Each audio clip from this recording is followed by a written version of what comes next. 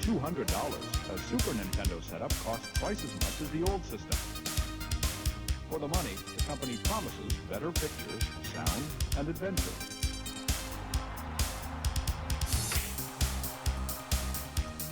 Now you're playing with power, superpower. You're the king, I tell you! The king! Only for Super NES. Only on the Super NES. You're listening to the SNES broadcast with your hosts, Soul Blazer and George.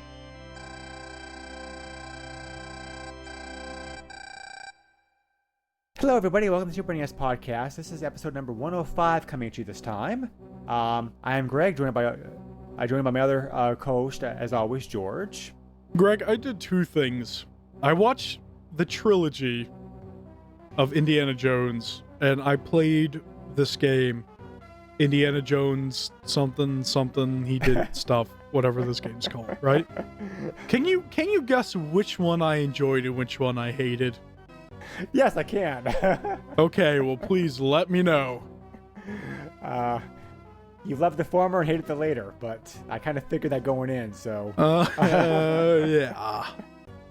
But, well, this was my pick for this episode, in case you couldn't already tell that, but, yes, we're covering Indiana Jones' Greatest Adventures, which was a 1994, 1994, action/platforming game developed by Factor 5 and published by JVC of the Super NES. And as you may have guessed from what George has said, he actually had never seen the Indiana Jones movies, and I just heard a whole collective gasp of surprise and shock from all the listeners out there. I don't know about that. I mean, like, not having I seen didn't the hear series anything, these days Greg. I mean, like, you know, not having seen the trilogy. The trilogy is like sacrilege. It's like how you managed to get this far without having seen the movies is just beyond me. I mean, I think I made up for it, though, because I have them on VHS, and I actually put them in a VCR. Okay, so for anyone who's, like, under, 18? Or how old are kids now that don't know what a VCR is? I don't even know. Anyway, a VCR is a thing where you put this magnetic tape in. No, it's not a reel-to-reel. It's like a cassette, and I don't know.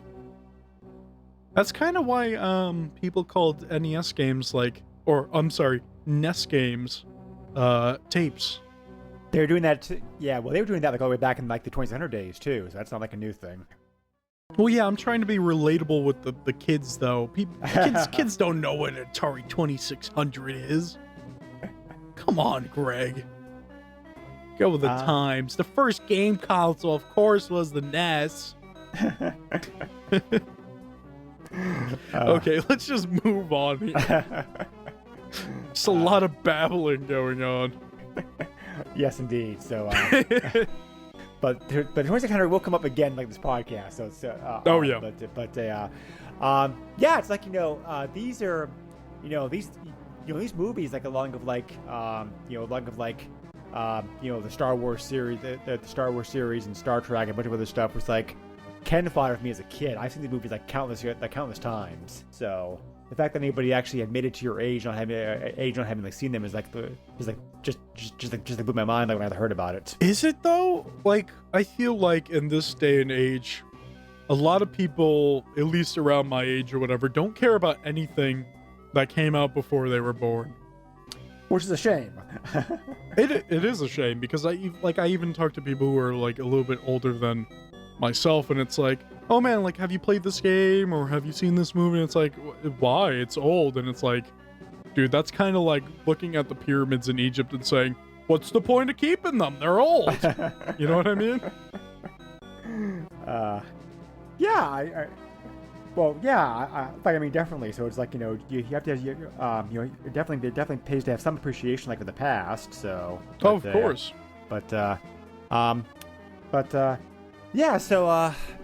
This was a game I was curious to check out because I recently had seen. I knew about the game because I played a bunch of other Indiana Jones games in the past. We'll talk about like we'll talk about a little bit about the series here in a bit, but I believe I saw a what is it? Games on Quick. AGDQ? Yeah. Episode of this game. So I was curious to check it out. So, but anyway, yeah. So this game was is loosely based off the original trilogy. Because the time this game came out, of course, there was only like 3 movies. Raiders of the Lost Ark in 1981, Temple of Doom 1984, and Last Crusade 1989. And it's your basic action platformer game that loosely follows the plot line and the stages I should say locations of the 3 movies, with a few differences, which we'll get here, which we'll get into here like a little bit. But so had you played the game first before checking out the movies, George? Kind of. I watched the first movie and then I played a little bit of the game and then I finished the movies and I was like, right. Oh yeah, that's right. I gotta play a game. But you had a little bit of previous exposure with this game in the past, right? I did actually. Not playing though. So I forget if I've ever told this story, but I had a friend. Yeah, tell it anyway it fits. Yeah, I had a friend that we would hang out a lot, and this is like when we were children, basically. We would hang out a lot on like the weekends or whatever, and we'd play like our PS2 and everything. But sometimes we'd be like, "Oh, hey, let's play the Super Nintendo," because he had one of those, and it was a lot of Double Dragon and Battletoads we basically played. Mm-hmm. But there were times where I would just hang out with him and he would just play the Indiana Jones game because he liked the movies. So apparently he watched the movies before I did, I guess. But yeah, my experience was actually kind of watching the gameplay of this game for a little bit, but never really playing it because I wasn't really interested. And boy, have I changed! because I actually don't like playing this game. So I guess I haven't changed at all ever since I was a child. Oh boy. Yeah, but that's essentially the story. Right. Yeah. So this game actually is interesting for a few reasons. One of which is that the fact that there was a Genesis version of this game that was planned, and apparently by all accounts was completed. The Super NES version, the Super NES game came out first. After that was done, the company started working on Genesis support of the game. It was due for release. It was due for release in the fall of 1995. About a year after this game came out, because this game came out in North America in October of 1994, and Europe in July of 95. The game got the Genesis version of the game got rated by GamePro. That's how close it was to actually being like released. Oh wow! Like in August 95 issue. And they gave it a B grade. Graphics 4 out of 5, sound and fun factor 3.5 out of 5, control 4.5 out of 5. But by late 1995, and I've talked about this before in past podcasts. By late 1995, the Genesis itself was not getting too much support because Sega by that time had shifted almost entirely over to the Sega CD and 32X and the Saturn. So most of the games planned for the system that year just never came out, and this game was like one of them. There are a lot of people have argued, and I'm kind of in agreement with them that Sega dropped Genesis too soon, whereas Nintendo supported the Super NES for too long. That's an interesting argument, like either way, because it's like the 16-bit market was still viable in '95, even though later systems they were coming out, because Nintendo didn't end up doing any of the planned add-ons to the Super NES. For example, the CD add-on. So they got the system going pretty much until the N64 was ready to go. So where Sega started spreading their muscle and marketing power out to this time period to multiple systems. So Sega was really bad with stuff like that. yeah, they were. Especially with the Saturn. Remember the whole debacle with that? And Oh, it's out yeah. now. Well, what? Yeah. Yeah. It's just it's terrible. They jumped the release of the PlayStation by 6 months and only released like certain retailers which took the other retailers like on big time. So Yeah. one of the first big mistakes Sega made that eventually led to their downfall. But anyway, so apparently this game is out there for the Genesis. I could not find a copy of the game, so I don't know if it's been released yet, but I'm sure it's out there somewhere. So I am curious to see. I'm curious to play it someday and see how it compares this version of the game. So Maybe Unseen 64 has it or something. possibly, or I can also ask. I can also talk to like Aaron and Genesis Gems. Find out if he knows anything about it. Oh, those guys. Yes, those guys. Indiana Jones is obviously a movie franchise from Lucasfilms. And this game is licensed by LucasArts. However, LucasArts did not make the game themselves.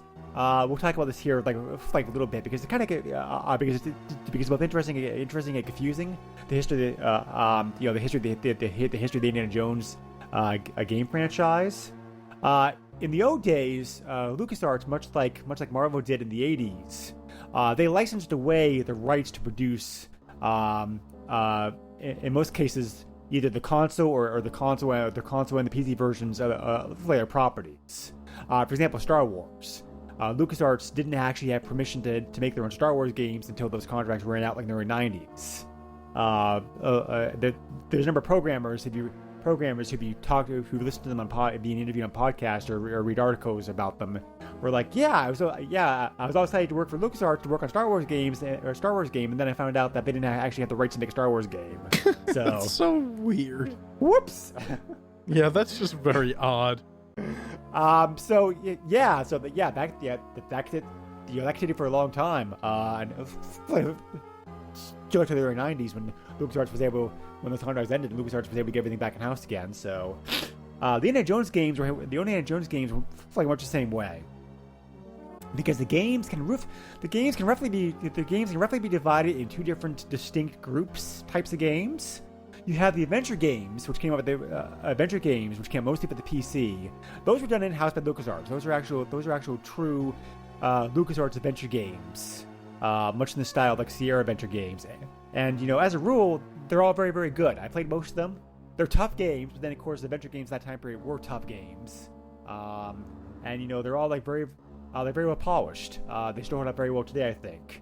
And then you also have the action/platformer games that were for the consoles, and those were licensed out to different companies.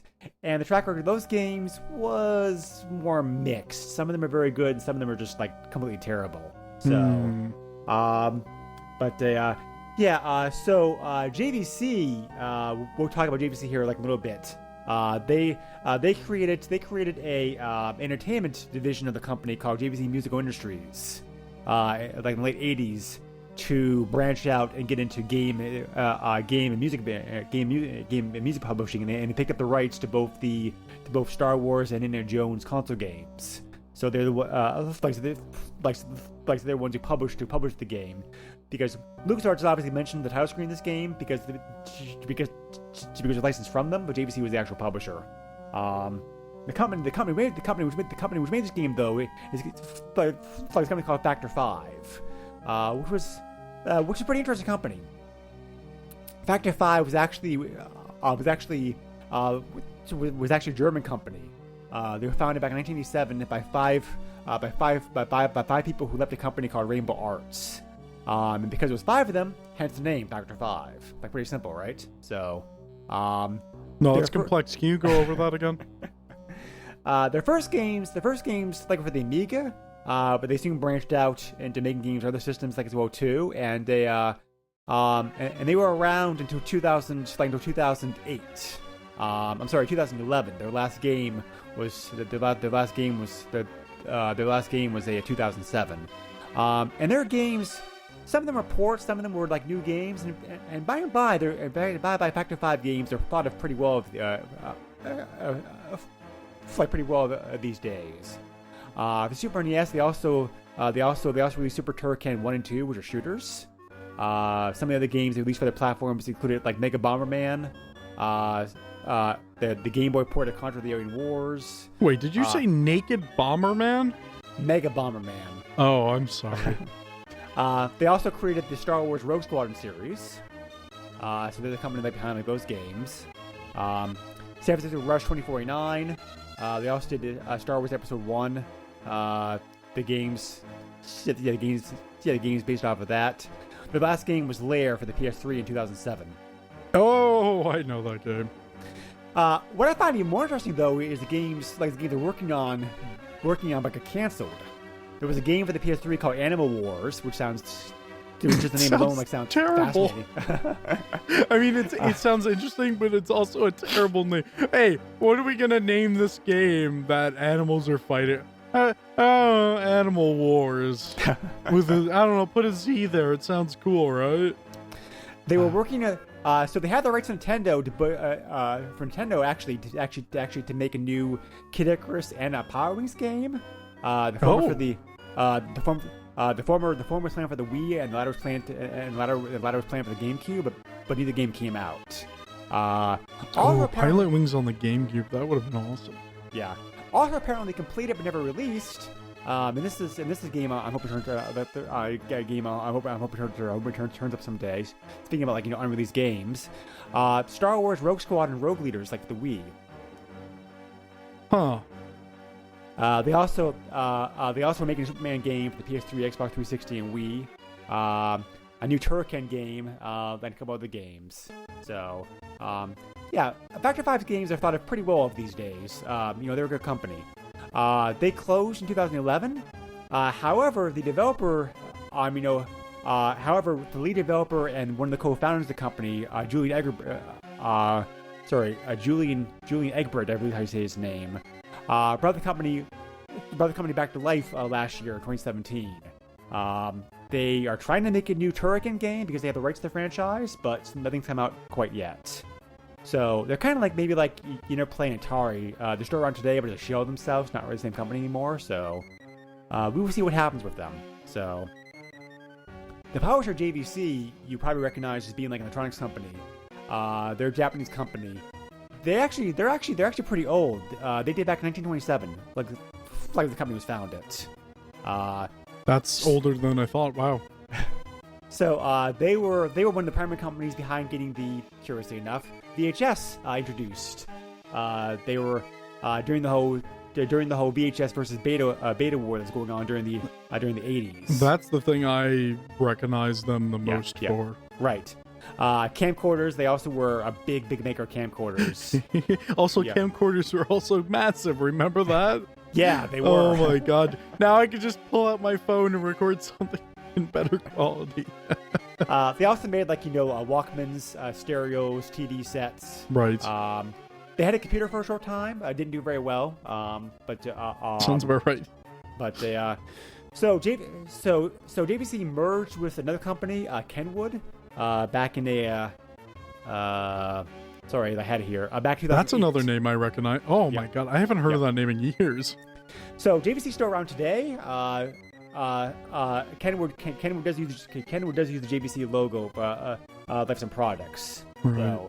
So, they published a number of pretty good games for various systems over the years, starting back in 1990. Boulder Dash, Star Wars games, Dungeon Master. Let's see. The Indiana Jones games, the Super Star Wars games. Fatal Fury Special, Evan Smith Football, some boxing games, a lot of sports games. Tetris Plus was published by them. What else here stands out? Some racing games, a lot of puzzle games, Vampire Hunter D, and so their last games came out in 2001, like the PS2. So, okay. So, the game itself actually uses a lot of people. So a lot of people compare this game part and parcel to the Star Wars, like the Super Star Wars series. Okay. I'm not sure you play those games either, George. Those are also platformers based on the movies. No, because I'd probably choke on my controller. They're hard games. They're harder than this game is. I would probably shove the controller down my throat and be like, "I'm done." So even though those games were done by different companies, Sculpture Softworks did this, like the Super Star Wars games, they share the same engine. And I'm not sure why that is. I couldn't find anything online or in interviews and whatnot indicating why that was. If I had to guess, I'd say LucasArts probably arranged to have the engine licensed, or shared between two companies, like they have like similar like look and feel. Because obviously it wasn't LucasArts' best interest to have these games come out as like as good as possible. So like I said before, the game is a basic platformer game. You go through the major events of like 3 movies. It starts off with scenes from the first movie, Raiders of the Lost Ark, and then as you play through the game, you go to Temple Doom scenes like in the Last Crusade. There's a password system that you can use to advance in the game. The option screen allows you to have 3 different. The option screen allows you to pick 3 different difficulty settings: easy, normal, and hard, which I really like. I'm sure George did too, but for different reasons. I do appreciate it when a game has different difficulty settings, because I think every game should have difficulty settings, because that allows you, that allows for a wide range of people to play it. As somebody who just watched the movies, I have a problem with the way they told the story in the game. Well, I was going to get into that some. It's like these early games. It's like a loose interpretation of what happened. Loose, yes, because like they didn't like have very loose. They didn't have the technology or the size, or like the ROM size back then, to be able to actually follow the movie exactly, part and parcel, like a modern. I mean, does. that's not really the issue. It's just like they just changed they change things that doesn't make sense. Like there are things like the part in I'm so bad with the movie titles. The third one, the part where they're Last Crusade. Last Crusade, where they're gonna fly the plane. It's like, Dad, there's a plane, let's go fly it. It's like, that's not how it happened in the movie. Like, he was just following him, and then it was like, oh, we're getting into a plane. But it's just like, there's stuff that like it just feels like they got lazy and they were just like, just have Indy like tell like this guy or that guy or whatever that they're just gonna do stuff or whatever. And it's like, what? There's even like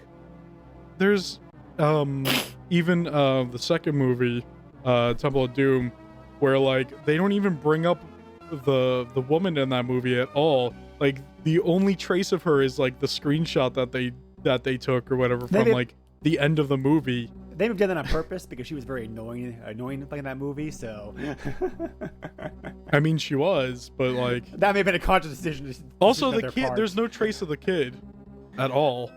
It's like it's just it's so loosely interpreted. But then like, and then like, there's scenes with dialogue, and it's like, that's not even how it happened. Like, no, this person wasn't like, all right, go here and have this thing. They're like, I'm coming with you, and I don't know. It kind of slightly left a bad taste in my mouth because it was just like, this almost feels like they're rewriting the movies. I was okay with it because the fact that because I understood that a game this time period wasn't going to follow the movies exactly, and at least they tried to make an effort to follow. It's not that hard to do so. You just make the lines more accurate. You know what I mean? Well, it's not like a limitation issue. It's just that I don't know. It's almost like a Ghostbusters thing where it's almost like they haven't seen the movie and somebody just like handed them like a summary of what happened. And they're like, okay, well we'll do this. Like, you know what I mean? It almost seems like someone gave them a summary because they haven't seen the movie.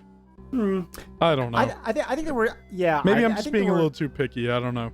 Well, I mean, like, I do understand where you're coming from. I wasn't bothered by that, as much as you were, because it's like I think it's a combination of both design limitations and also conscious design choice because kind of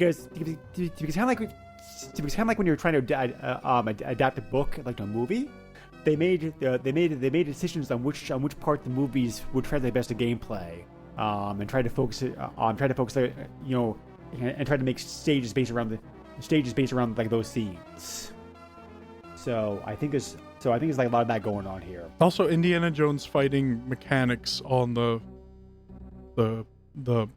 blimp or whatever didn't make any sense either.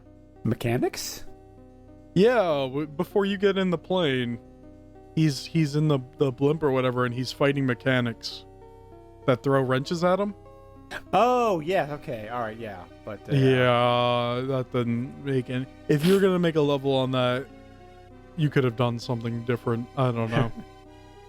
Yeah, maybe, it feels like for the most part, they were just like, we'll just make it a platformer, and they were like, oh, well, we got to work on this because this is an important scene because it leads up to the plane stuff.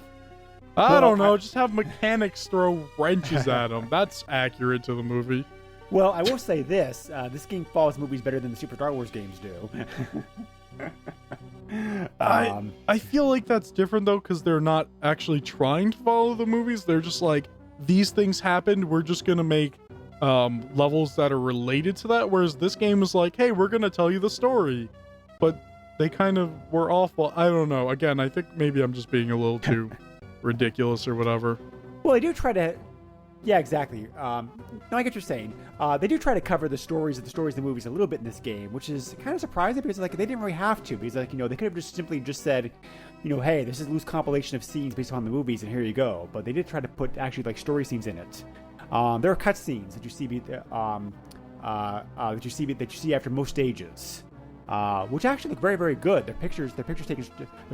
They do actually. Yes. Yeah. It was a very good conversion. I don't know. Their pictures taken straight from the movies. Yeah, I don't know how they did it, but it was actually very well done and looked pretty good. So it was yeah, it was like I almost had the VHS tape in the VCR. Whoa.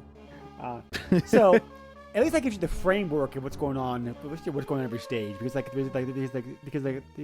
said, they didn't have to do that because there's a lot of platformers where it's like they don't give you any story at all. It's like okay, here you are, like go do this. At least in this game, they try to give you a framework as to why you're going through this area or that area, like whatnot. So I do appreciate that.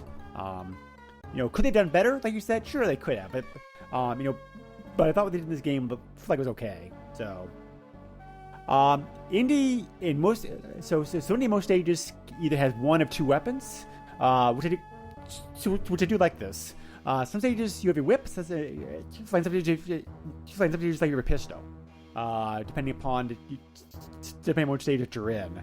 Well, I find it weird that like almost all the time you have to keep finding the whip as if like he got there and it just like flew out of his pocket or whatever. And it's like, oh, it's laying around here somewhere. Because, like, if you... Like, I understand if you're just starting out or whatever.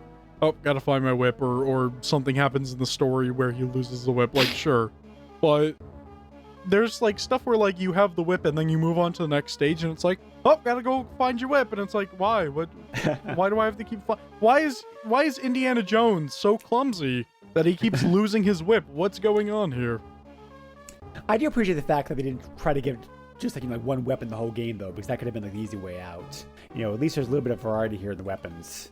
You also have a limited amount of grenades that you can use every stage. Try to be able to help you out, but to help you out in certain areas.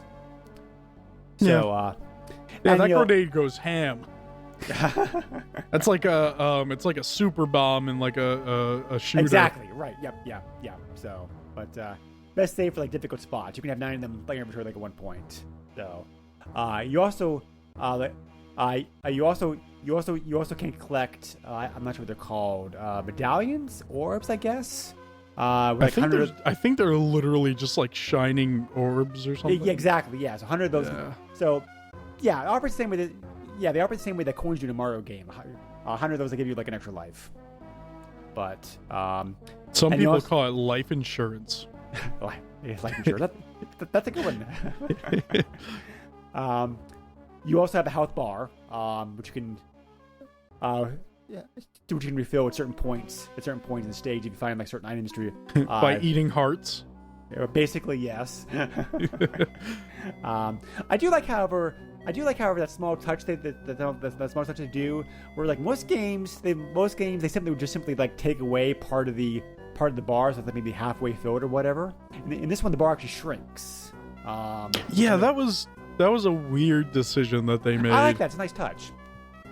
Yeah, I think. Yeah. I think it's easier to glance because you are just giving it a quick glance. If you're playing this game. I think it's easier to see real quickly what your overall life is by that way versus the traditional way of doing it. Well, I mean, I feel like it's easier to tell because of the color of the bar and not the size also, of it. Yep. Yeah. So. Yeah. From green to yellow to red. Green. Yep. Green to red. Yep. Yep. So yeah, very nice touch there. No blue. No, you wouldn't want blue. Blue's not good. There's some games there's some games where you can extend your health. That's and true. it changes it to blue or whatever. Right. Yeah. So most of the game's action takes place in a typical side-scrolling fashion. There are some actual I call them vehicle manipulation stages where we're operating a vehicle of some kind. That sounds weird to say it like that. Well, you're flying a plane in one stage, riding a minecart in another one, going down a mountain on a raft in a third. This is the boat stage. This is the fly stage. This is the cart stage. They do make very good. These stages do make very good use of Mode 7, though, I thought. Did it use Mode 7? It didn't look like that to me for some reason. Huh, okay. So, yeah, even so, it looked pretty good. Yeah. Oh. So, that's a good segue. That's a good segue to talk about the graphics. No, Indiana Jones never used a Segway. That's true. I don't know what game you were playing, Greg. Well, in the new movie, he was old enough to. In the news movie, he was old enough to use one, but he didn't. So. Well, there you go. Yeah, but the next Indiana Jones, he is going to be using a Segway. Oh God. Disney is talking about. Has considered making a fifth movie. So. I don't know why they waited so long just to make the fourth one. Development hell, pretty much. Right, and I don't know how much. And so Harrison Ford, I also heard was not on board for a long time to do one. He was not on board to do Star Wars either. He got signed. Yeah, he got agreed to come back to that one just because they promised him they could kill off his character. Right. Yeah. So I don't know what's up with him. I guess he's just turning into a grumpy old man, or not turning into. He is a grumpy old man. Well, he's a great actor, so like he can decide what movies that he wants to do now at this point. So I can't blame him. But But anyway, so I'm sure he's got so much money off with like Star Wars and stuff. He doesn't even have to work really though. Exactly right. Yeah. So the graphics for this game, overall, they're 16-bit. They're super impressive. I really like the graphics a lot. They're very beautiful looking. Great detail, lush colors used. You know what's great about this game? There's attention to detail in some stages. Yeah. Like the first one you start off, there's like leaves laying around, and you could actually like kick them around, and they have like physics to them and everything. It's like, wow. Yeah. It was awesome to see. But yeah, everything looks great and everything is appropriate except for them not having swastikas. They're just X's on a banner for the Nazis. You understood why they did that though, right? Yeah, but like, come on. I bet you there were kids like putting swastikas in their notebooks in this era. Oh yeah, they're like, I'm funny, sure. I'm cool, look at me. Yeah. I don't know. I think censorship like that's a little ridiculous, but whatever. Yeah. The Red Move animations like Indy looks very good. Yes. His whip also looks like pretty good. Which is I like how they did the whip because what they could have done is made it a boring, bland. Oh, it's just a straight. It's just going straight out. But they kind of went like Super Castlevania or whatever on it. You got the 4 major ways, and then you have the diagonals that you can whip. But also the whip like is very nice because, like I said, it's not like straight out. Like when you whip it, it's you whip it good. I'm sorry, I set myself up for that joke. But had to be made, so let's get it done and out of the way with. Move on. It might pop up again. Who knows? You just say the magic phrase, Greg, and it might just pop up. When you use the whip, it's got like a nice style to it. It's it looks like somebody's actually cracking a whip, which is exactly right. Nice, and it's got a very nice range to it, and the hitbox is actually pretty decent. Exactly. Yep. Yeah. So some nice touches there. Just as a side note, characters like Indy and Simon can make the whip. Using the whip very, very easy. It's not. If you ever try using whip in your life, you will hurt yourself, guaranteed. So I mean, you see that in Crusade. He actually hurts himself with the whip when he's younger. That's true. Yep. Yeah. Yep. Also speaking about different movies. Did you notice?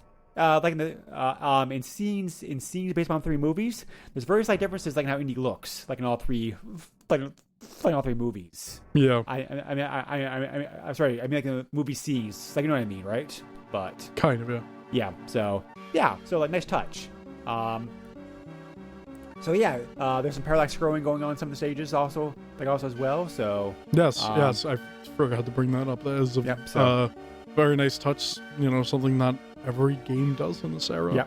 Which is weird to think about, but yeah. Yeah.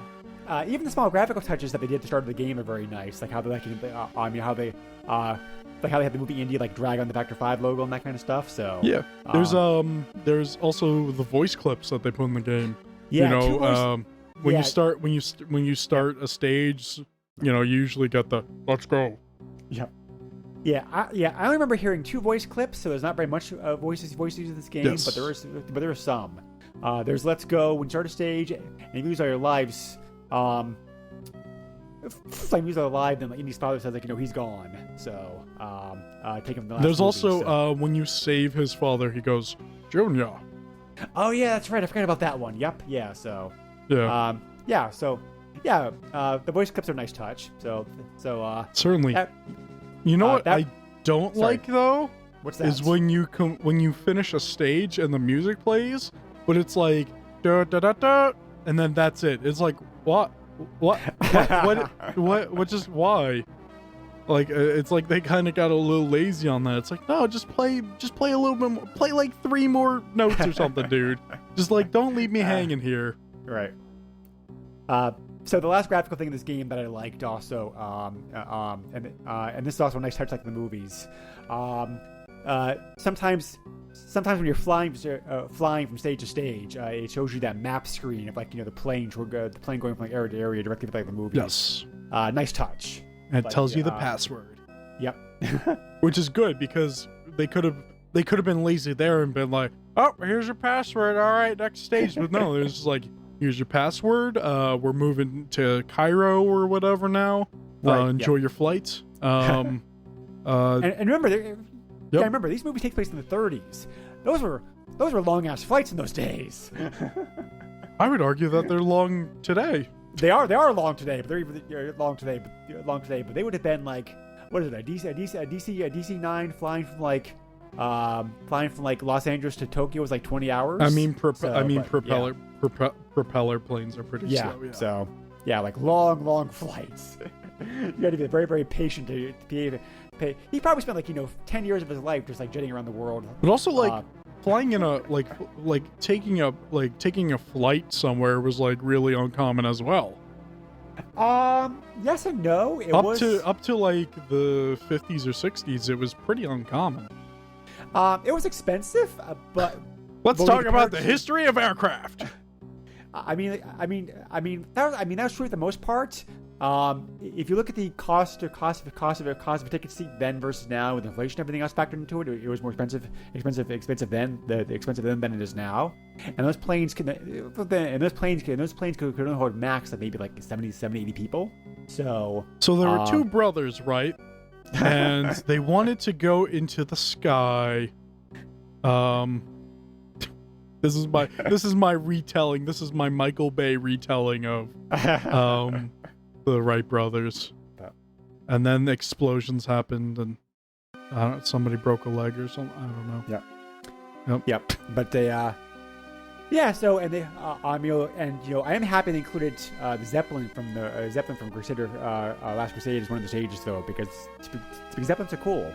But it doesn't make sense. You're fighting mechanics throwing wrenches at you. Yeah, I know. It's weird. Flying a Zeppelin in the 30s, I hear was luxury experience. That was expensive. Expensive. Few people did those, but it's like there was no engine. So flight was like whisper quiet. Oh, you know what they should have done? They should have made it like a boss battle or something where you're fighting the guy that comes on to look for his father. They should have just done that, and then at the end you just throw him out the window. We forgot to mention there are some. Good point. We forgot to mention there are some boss fights in this game. Boss fights in a video game? Primarily at the end. Holy crap.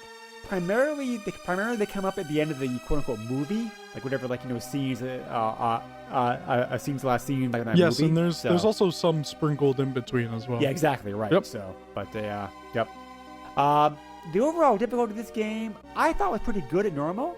It is a tough game, no doubts about it. But the boss fights in particular are very, very difficult.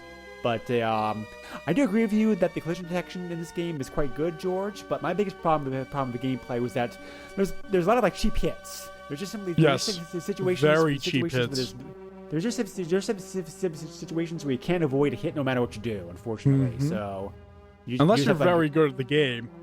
Oh, I think even an expert probably is going to get a hit there because if you watch the long play of this, the guy who plays it hardly gets hit. That's true. Yeah. So yeah. So I imagine you play this game at easy. I did. How'd you find the overall difficulty? Knowing that knowing that you don't have the skill level. Well, knowing that you don't have the skills for platformer games that I do. That's just like. I mean, you could just tell me I suck. I don't have the skill for platformers. My skill almost entirely goes to Koei Musu games. That's where my skill goes to. I can play a mean Dynasty Warriors. I can't play an Indiana Jones game. I don't know. I'm really bad, so I was really bothered by it because I suck. I can't really say much about the difficulty because it felt like almost every hit was a cheap hit to me. How far did you get in the game? Oh, jeez, Greg. I think I got up to like the boat, where you drop out of the plane with the boat. Oh, from Temple of Doom. Yeah. Okay. All right. So, about how? And I was like, all right. I was like, oof. Yeah, well, it is. Yeah, it is kind of unfortunate. Unfortunately, you have to play the game all the way through, beginning to end. Like you want to see like all three movies, unless you have a password. The passwords are really rough because, you miss you have to play like a huge chunk of that setting again. If you're using a password, like it starts you like at the beginning where you land at the country or whatever your destination. So the passwords are really rough because they're kind of few and far between in a sense. Like the passwords are only for the beginning of each area and not like the beginning of like each stage. You know what I mean? Right. So it's I feel like it's a little brutal in that sense because if you keep dying and you don't even get to see the end of it, you're just going to be playing the beginning of the game or the beginning of the area over and over and over again until you either give up and throw the cartridge in the garbage, or I don't know, you just give up on video games. Well, there are some codes you can use to help you in the game. We'll talk about those later on. But Why didn't you tell me, Greg? Because I thought you would have looked. I'm not a cheater. Only when people come to me with codes. So I will mention. So there's one more thing about gameplay I wanted to mention. The controls I thought were not only good, the controls I thought are pretty good. I do like how they have like different moves you can do in this game to help you out. For example, not only can you climb up and down ledges, yes. You can also you also have the ability to punch. Which is handy if you have an enemy like very, very close to you. Because have you noticed that the punch noise makes the same noise if you don't hit somebody compared to when lazy. You do? Yeah. Also, what's really cool is you can actually jump down like under ledges or whatever. Yep, you can exactly. jump down, which is a very nice touch, and a lot of like all platformers should have a control where you can do that. Exactly. Plus, you also have a roll command, which you can use like. Yes. Yep. Which is necessary to use in some areas. Oh yes, most definitely. Oh baby. So yeah, like good controls. The A doesn't do anything for some reason. But whatever. Besides that, I would prefer the A button to be mapped to something else. But whatever. So, Indy goes home. That's the button. You give up when you give up the game. Indy just goes home when you hit that button. So I'm curious to hear about. I'm curious to hear George, what you thought about the game's music. It's appropriate. It's good. A lot of it is just renditions, SNES renditions of the music from the movies. Right. Exactly. And they're done pretty well. Yep. So that's all I have to say. I say about maybe like 2/3 of the music in this game I recognize like the movies. Something like that. So, right. So they remixed Indy's theme about 3 times, which is about as many times they remix something possibly. You're right. Until it turns into like a Eurobeat song or something. It's very good. It's very good.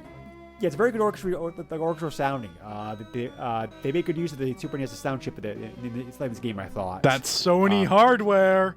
Yep, the Sony chip. So, with headphones, it sounds even better. Certainly. That's how I listen to like everything, dude. But most people back then, myself included, didn't play on stereo TVs because we didn't have those. So. That's understandable, but when it comes to the way that we're playing games or we're watching videos and whatnot now, I don't know about everybody, but when it comes to me and a lot of people that I know, we basically just use headphones almost exclusively. Oh yeah. And when you're emulating games and whatnot, let's be honest here, if people want the convenience of speakers, that's great. I have no problem with that. I like to use speakers myself. But when you're using headphones, you get more of the details because a lot of the lower stuff is not going to pick up as well compared to using headphones. So using headphones is very nice. Also, very good for podcast editing, I might say, as somebody who does podcast editing. Definitely use headphones when you're editing a podcast. Right.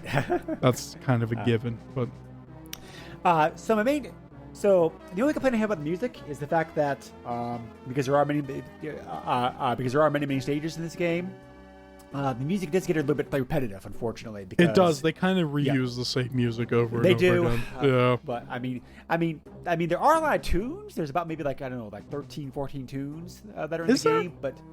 But because of so many stages, you hear the same piece over and over and over again. Yeah, they kind of just reuse that stuff. It's a shame. But the music does go part and parcel very well like the game though. Really helps the whole indie experience. Yes. Sound effects are very good too. Also, I thought it's very nice. Whip sounds, explosion sounds, that kind of stuff. People getting hit sounds. Yep. So, but Let's mention those codes real quick. There are 3 codes you could use, like from the pause screen. One code allows you to bring up the game over screen in case you just want to quit the game, quit the game right then and there without having to lose all your lives. What's the point of that? I don't know, but it's in here. You might as, if you're done, just turn off the console. It's not like you have to game over and go back to, like the hub or whatever, your menu, like but it's the an other 2 SNES. codes, yeah, I don't know, but the other 2 codes are much more handy. One code allows you to do a level skip. That automatically, so this code automatically take you to the next level. The last code allows you. The last code brings up a screen where you can do a level select. I see. So you can use the hop through the game to go to any stage you want to get to. So, kind of pointless now because you can, if you want, you could just watch the video on somebody playing it. True. Yep. So the average long play of this game is about maybe an hour to an hour and a half, depending on how good the player is. The world record, the episode I saw on Games Done Quick, which got me interested in playing this game, was a 34 minutes and 33 seconds. Okay, so that's essentially basically taking an hour off of the casual play time. Right. Oh. And even the two assisted speed run is not that much faster. So really, I guess there's no major glitches or anything in there, huh? Exactly right. Huh. So, that's weird. So when this game came out, it got rated pretty well.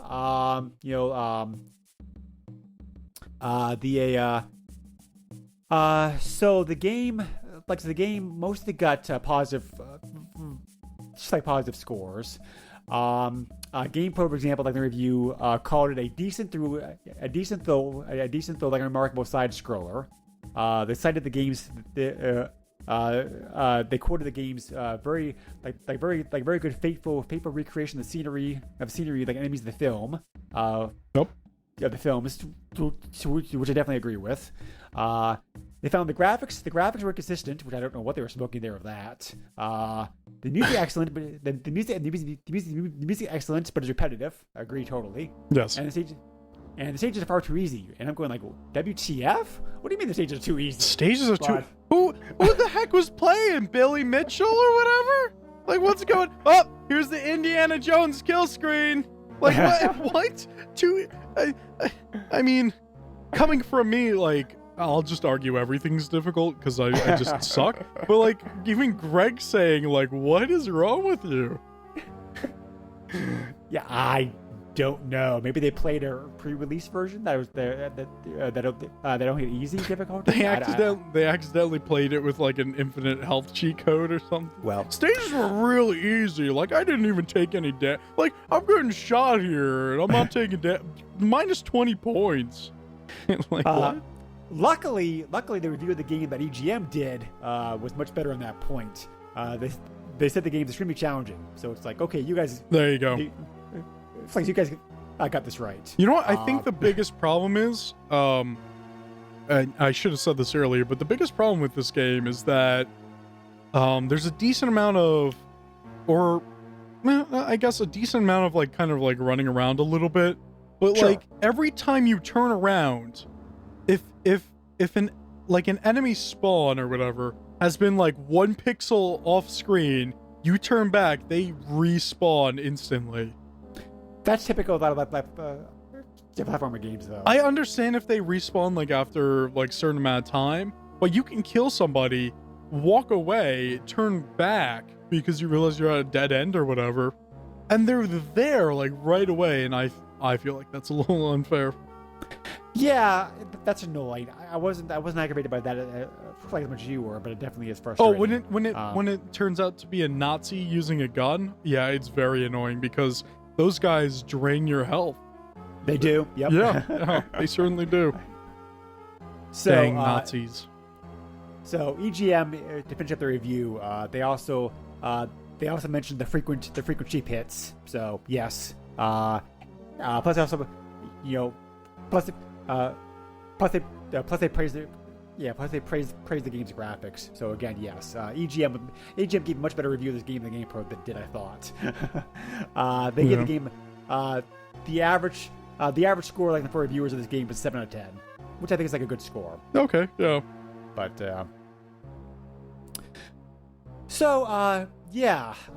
final thoughts.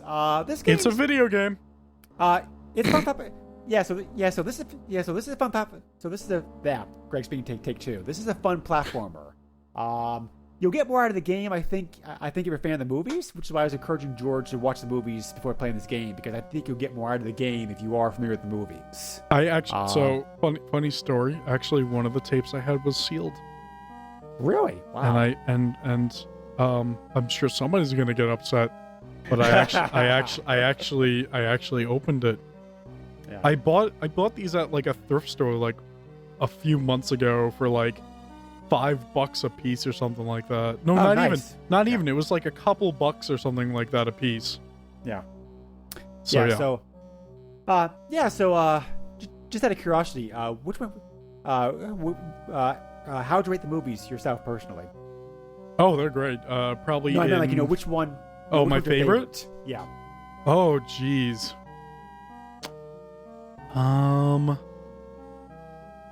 I think The Last Crusade might be the best in my opinion. They kind of went all out with that movie. Yeah. And least favorites? That one's difficult because I like all of them a lot. Yeah, so do I. But but there's Probably still, like, one movie... Temple of Doom. I feel like it was lacking in a few things. Yep, I feel the same way. Like, Last Crusade, Raiders, and Temple of Doom looks how I'd rank them. Yeah. So obviously, yeah. If you're a fan of the, so if you're a fan of the movies and have not played this game, I definitely recommend checking it out. And if you're a fan of this game, I'm sorry. No, I'm kidding. I like this game a lot. I mean, like, it is challenging, but it's not as hard as like a Super Star Wars games. So thank God for that. I don't want to play those games. I don't want to play those games. Right. I don't. I'm not kidding. You don't have to. We've already covered the game in the podcast. You're fine. I know, but it's still, I don't want to play those games. It is curious. It is curious this game uses the same engine, though. I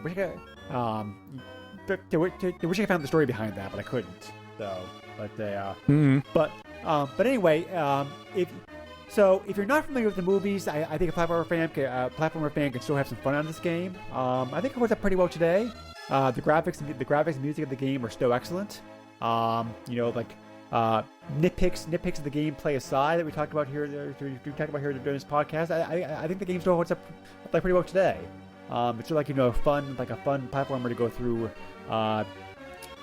You spend a day or weekend on, or like or whatnot. So George, I know you're not the biggest fan of platformer games, but how'd you rate this one vis-a-vis compared to some other platformer games that you played?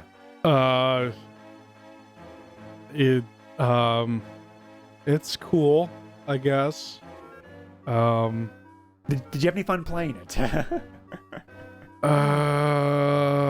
Can I skip that question? Not really. Dang it. I mean, I liked seeing the assets, but I didn't really enjoy playing the game that much. And now a lot of people hate me. The game is a very strong opening stage too. I think where it's like where it's like recreating that scene from the Raiders where you're trying we have a giant boat chasing you. That was fun. The game starts. The game opens very strong. I think that boulder was annoying. That stage was actually a little difficult. It can be, but it's a good way to get used to the game. So, I guess. Yep. So, just the final segment. So I thought it may be fun to just talk about, just mention real quickly the other games that come out during the Indiana Jones franchise because there are a lot of them. And this goes all the way back to the 2600s. Raiders of the Lost Ark for 2600 was one of the system's best-selling games. It's created by legendary designer Howard Scott Warshaw, the same guy who's also behind the famous games of the Yard's Revenge, like an E.T. And the game's so complicated, you actually use like both controllers to play it. A game so complicated, it tells you how to do the basic stuff in the manual. You had to read the manual of this game, yes, and there was actually like not only the manual have a hint section, Atari also made available afterwards a how to beat the game hint sheet, which you could calling for and get in the mail because so many folks had problems with beating the game. It's so weird how accurate that game was to the movie. Yeah, it is. It actually follows the movie like pretty well, like all things considered. It does, without there's no storytelling in the game. But like all the stuff you have to do is actually pretty accurate. It's weird how this game is more accurate than some other games later on. True. When video games got more complex. Right. Yeah. So, Mindscape developed and published most of the Indiana Jones action games like the consoles, which resulted in games like Indiana Jones and the Lost Kingdom for 1984. You also had Indiana Jones and the Last Crusade for the NES in 1991. Indiana Jones, the Young Indiana Jones Chronicles in 92, like the NES. Indiana Jones: The Fate of Atlantis in 1992, and a few other games after that point. The adventure games, as mentioned before, were developed by LucasArts themselves, because you had games like I forgot to mention the Atari arcade game Temple of Doom is very fun. That's a good that's a fun game. It's quite advanced for an arcade game in that time period. The home port to that game, however, did not fare out very well, unfortunately. Yeah. So you had a Revenge of the Ancients, 1987. These are all the adventure games. Fate of Atlantis, great. Like Young Indiana Jones. The Infernal Machine is kind of a combination action adventure adventure game that also has a couple of the adventure game aspects like in it. The pinball game from 1993 is very fun. Also, I played that last year. That has scenes. That has scenes from the first three movies. The Lego Indiana Jones game. The Lego Indiana Jones games are very fun. Yeah, we were talking about this before we started recording them. Yeah. Actually gonna try to pick those games up. Right. Yeah. So so the last Indiana Jones games came out in 2011. There was a re-release of DS and Wii Indiana Jones games, and they also released an online browser game. There's not been an Indiana Jones game since then. But that's because the movies hasn't. But that's primarily because there hasn't been a movie in like 10 years. So I think like I mentioned before, if Disney is successful in getting a new movie out, I think that will trigger like new games to come out. What I find interesting was that there was a planned PS3 Xbox 360 game, which is supposed to be actually like the game script was actually written by George Lucas himself, apparently. Really? But that game never got finished. So that's a shame. That would have been like fun to look at, I think. Huh. So this game itself is pretty common on eBay. The pricing's not bad. If I was typical cart's cheap, CIB prices are all over the place range that most Super NES games have. 60 copies of the game currently listed, 56 copies of the game recently sold. Card only, these prices include shipping, sold anywhere from $11 to $20.50. So, $11 is a good price, I think. That's not bad. Worth that. Yeah. CIB copies sold anywhere from $32 to $98.50. So, and George, this game did have a poster like when it was released.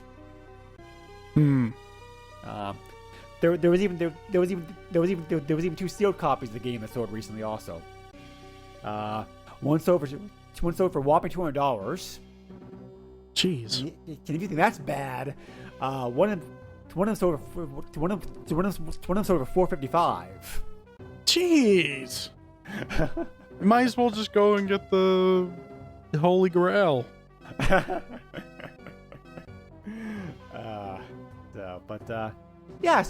Final thought: this game is a fun platformer. Graphically, visually, musically, very, very impressive. Makes good use of the system. Definitely fun game. Like, you enjoy platformers, and or you're a fan of this, like a fan of the movie series, because who isn't really? But definitely worth checking out. So, You know what I was just thinking? what's that? And I hate to string along this podcast even longer because we're That's basically okay. done. But you know how there's games like Elite Dangerous and stuff like that, like space games where you have this like huge world to explore and you can basically do your own thing and whatnot. Why hasn't there been a game that's like Indiana Jones but like Elite Dangerous in a way where it's like, all right, you're this guy who wants to like find artifacts in Egypt or whatever. You can go to like almost every part of the world and like free roam, and you have to try to find it and try to either put it in a museum or sell it, or you're helping people find them and people come and attack you to try to steal it from you. Like, why hasn't there been like a game like that? From what I've read, that canceled Indiana Jones game I was talking about was supposed to play the similar level. I would love to have a game like that. Yeah, so That sounds awesome. The last true Indiana Jones game to come out, i.e., not a re-release like an online game, was a Lego Indiana Jones game from 2009. So it's been a while. I want to play those games. I think they're fun. They're quite good. So I think if a game came out nowadays, it probably would be like a free roaming open world adventure game. Depending on who's developing it, I'd be afraid. That's true. Yeah. I'd be afraid that they would try like a GTA thing where it's like, oh, but it's the open world. You can do the missions and stuff, and it's like, it's probably not very good. Yeah, I don't know. We're done here. You do the closing stuff. I'm gonna stop bringing things up. Okay. Well, that's fine. So we are a proud member of both the Retro Junkies and Throwback Network. We can find both a lot of other great retro-themed games, both gaming, non-gaming related. Check us out on Facebook. You can leave comments, questions, suggestions, that kind of stuff on there also. We are also available on iTunes. Check us out on there. Thank you very much. Very much appreciate it. We also have a Patreon, which you want to check out. There's some cool perks that can give you early release of the episode, shout out on the podcast, being able to dictate a game for us, that kind of stuff. So, very cool very cool in that stuff. How could the fine listeners get to this Patreon? Why don't you tell us, George? Let's see, you know that. Greg, you're supposed to know this. I do know. I do know. I do know. And I was testing you to see if you know it. I don't know the link. What is it? Patreon.com/SNES podcast? You got it. Oh, hey, there you go. How hard is that? Yeah, you go to patreon.com, patreon.com/SNES podcast. So I want to give a shout out both to Chad and Richard right now for being backers to the podcast. So thank you guys very much. We have one more listener dictated episode to cover pretty soon by Chad, but we won't be covering that next episode. Instead, we decided to do kind of an executive decision about the next episode. Technically we already covered this game, but because the fact I covered it so long ago, and also because of the fact that it was a solo episode, an episode I covered by myself, we've decided to go back and revisit a game I covered quite a while ago. I'm not sure about the exact order. I know it was like a few years ago now at this point, because George recently started playing the game and was really liking it. We're going to cover but we're also going to expand the coverage by talking about both games in the series that came out for Super NES, like in the U.S. I say the U.S. because this is the biggest franchise that Front Mission has a lot more games come out in Japan. That came out here in the West. We're going to be covering both the Uncharted Waters and Lost Horizons. Lost Horizons being the game I covered previously as a whole episode like this podcast. You mean New Horizons? New Horizons, sorry. You're thinking of ancient things and being lost and Indiana Jones finding them. I probably am, yes. Indiana Jones and the Uncharted Waters. So we're going to be covering that next time. So, George, we could be emailed if you want to. You can email me if you prefer. That email is the SNESpodcast@yahoo.com. And can listeners want to contact you, George? How can they do so? Oh boy. Send your hate mail to P.O. Box. No. You imagine? I just give up a random P.O. box and somebody's getting hate mail randomly. It's like, why do people hate me? They're talking about this SNES podcast. I don't know what this is. Oh boy, contact me. Well, I use Twitter if you're interested. That's just at Mr. Chief at MISTURCHEEF. And yeah. Yep. Okay then. Mm-hmm. Uh-huh. So thank you very much. So thank you very much for listening to this episode. As always, we greatly appreciate your listening to us. And remember, remember what I said. Do not try using whip at home because you will hurt yourself, and we take no liability for that. What are you talking about? Just do it. you know, was it Nike? Nike says just do it. Just do it. And then if something goes wrong, sue Nike because they told you to do it. I wonder if there could be like a court case on that. Like Nike just said to do it, so I did it. But you know, there probably has been. I need to look that up now. Thanks again, all. Take care. Whoop-cha. That's not a whip noise. Whoop-cha? No, that's not a whip noise. Goodbye! Nintendo controls 80% of the video market. But no matter how you play the game, or which game you play, things definitely have come a long way since Pac-Man. Now you're playing with power. Deep power.